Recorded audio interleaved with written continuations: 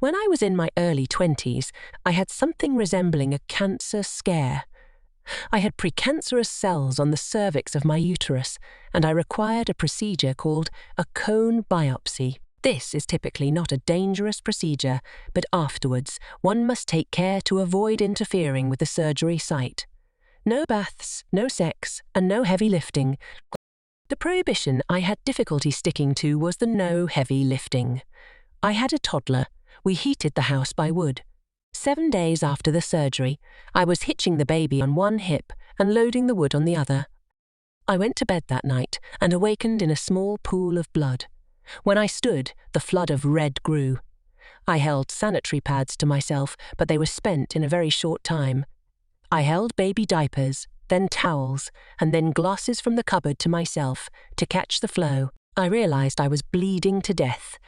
I called the ambulance, set out a flashing light on the rural road, and awakened a neighbour to watch my child. The emergency folk arrived, took my story, and we set out for the 1-hour drive to the hospital. On the way, I lost about half my blood before losing consciousness. Dying or dead? I don't know. All I know is I went from being terribly, bone-deep, chatteringly cold and bleeding in an ambulance to the brightest and warmest place imaginable. These are not facile descriptors.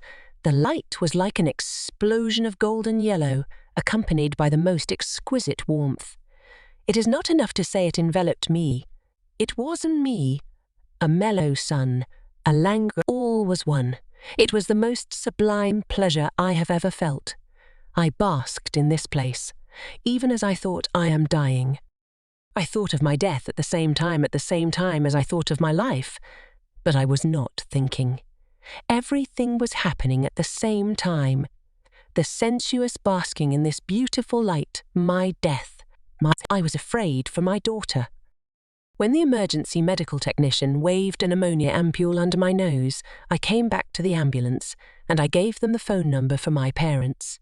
We arrived at the hospital. They repaired the erupted cervical artery and took me off the oxygen. My blood was drawn and tested.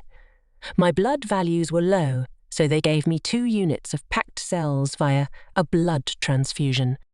I think of this as the time I almost died, or the time I decided not to die.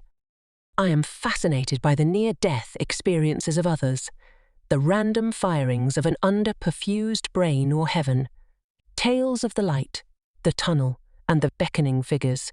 And even as I vote in favour of the lack of oxygenated blood to the brain's ease, heaven, I wonder, what benevolent thing makes our last minutes like this, welcoming, light, warm, and full of joy?